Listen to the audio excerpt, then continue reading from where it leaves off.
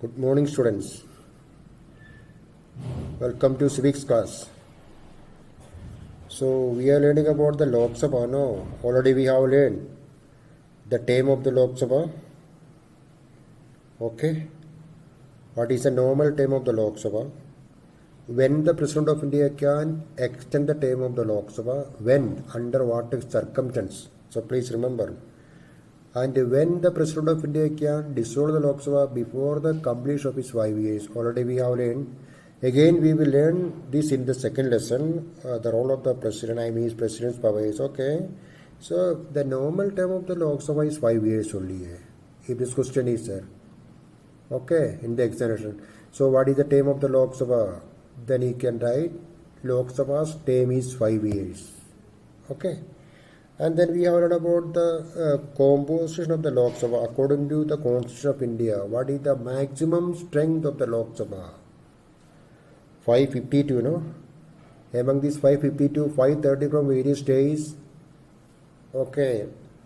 We have learned 20 from various union territories and the remaining 2 from the Anglo-Indian community. No, nominated by the President. President of India can nominate 2 members to the Lok Sabha from the Anglo-Indian community. There is a provision in the Constitution for them.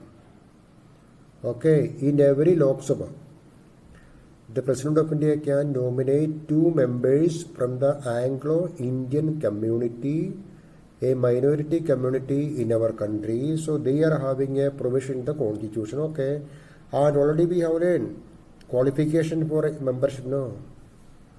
In order to stand as a candidate in the Lok Sabha election, a person has to possess some qualification. We have learned he should be a citizen of India and his age. Okay. And he should have his name in the electoral rolls in some part of the country, means his name should be there in the electoral roll, means voters list. In any part of the country, in class 9, we have learned about the voters list, no? What is voters list? Who is preparing the voters list? Okay, so his name is there in the voters list, he can stand as a candidate. Okay, and his financial background. We have learned about the office of profit. He should not hold any office of profit under the government. Okay, office of profit is government job, we can say any job. Okay, at the same time or simultaneously, member of the parliament cannot hold any other office, no? Okay. Now, disqualification of membership. A person shall be disqualified for being chosen as and for being a member of either house of parliament. Disqualification is there, no? After the election. Okay, this is the disqualification.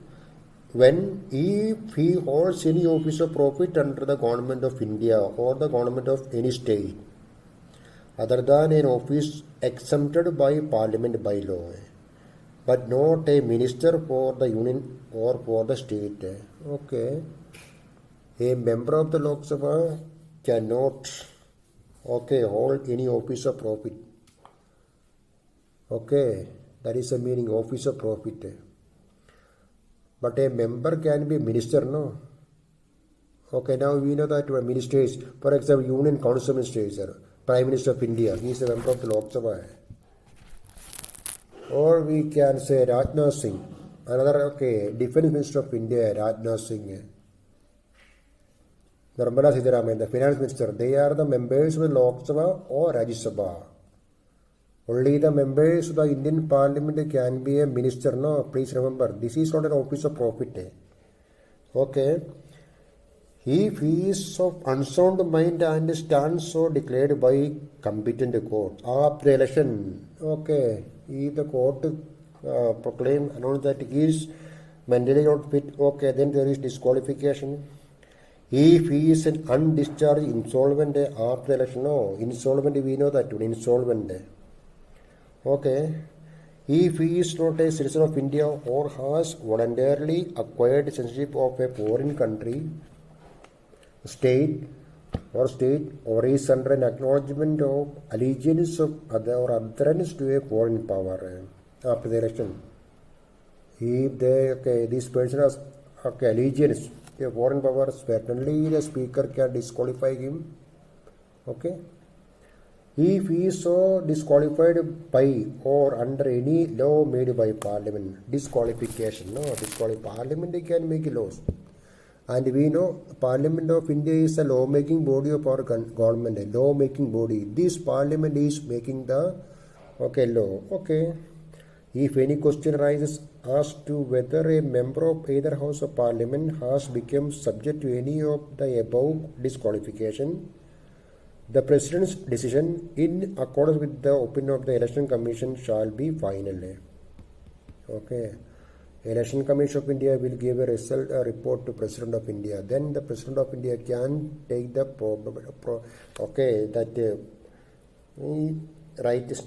decision. A penalty of rupees 500 per day may be imposed upon a person who sits or votes in either House of Parliament, knowing that he is not qualified or that he is disqualified for membership thereof. Okay, penalty. Speaker can impose penalty. Okay, when maybe upon a person who sits or votes in either House of Parliament, knowing that he is not qualified or that he is disqualified. Okay, then only. Okay, these are only minor points. And now vacation of seats. The seat of a member of either House of Parliament becomes vacant in the following situations. In class 9, can you remember that in by-election?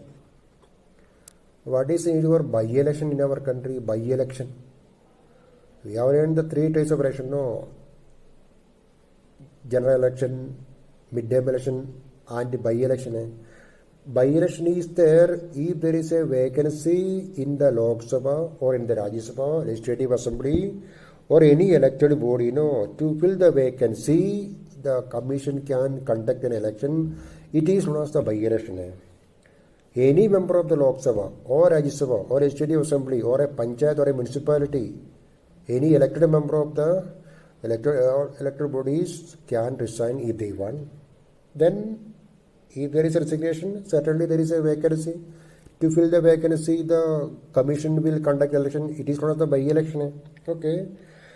Vacation of seat. If a member resigns his seat by writing to the speaker or the chairman, as case may be, if a Lok Sabha member won, he can resign, and for that he has to write a letter to the speaker of the Lok Sabha. Resignation. In that letter, he will reveal the reason for the resignation. Okay. If a member of the Rajya Sabha, he can also resign if he won, so he has to write a resignation to the chairman of the Rajya Sabha. Who is the chairman of the Rajya Sabha? Vice President of India is the chairman of the Rajya Sabha. We will learn in this lesson. Chairman of the Rajya Sabha, presiding officer. Okay. If a member is without permission of the House, absent from all meetings for a period of 60 days. We will learn now sessions in the next video. Our parliament has 3 meetings or sessions in 1 year. In order to discuss and pass the budget, February, March. Okay, there is one session and that is known as budget session. After that there is a break. Then during the rainy season, we can call it a monsoon session. Okay, in the month of July, August. After that there is a break. Then there is winter session in the month of November, December. So the government, the President of India can call the meeting of the Indian Parliament. We will learn who can call the meeting of the Indian Parliament. You have to write President of India, not the Prime Minister, not the Speaker. President of India can call the meeting of the Lok Sabha, okay, and the Rajya Sabha. Then, if a member takes leaves, okay, then in calculating this period, no account is taken by any period during which the House is prorogued or is adjourned for more than 4 consecutive days. What do you mean by prorogation? After the winter session or after the monsoon session or after the budget session, the President of India can prorogue the meeting, call off for a long period, prorogation. Adjourn. Who can adjourn the meeting of the Lok Sabha? Not the President. Speaker of the Lok Sabha can adjourn the meeting. Chairman of the Rajya Sabha can adjourn the meeting. Adjourn. Call off for a short period. You will learn. Okay. No account is taken of any period during which the House is prorogued or is adjourned for more than 4 consecutive. This will not hurt in that if a member becomes subject to any of the disqualification laid down in the Constitution or an Act of Parliament. Okay, there are many, no? Okay. So, if that is a member of the Lok Sabha subject to any of the law, okay, disqualification will be there. Then, if a person is already a member of the state legislature and is elected to the parliament, he has to vacate his seat in the legislative or vice versa. Already, simultaneously, a person cannot be a member of the Lok Sabha or the Legislative Assembly. Okay.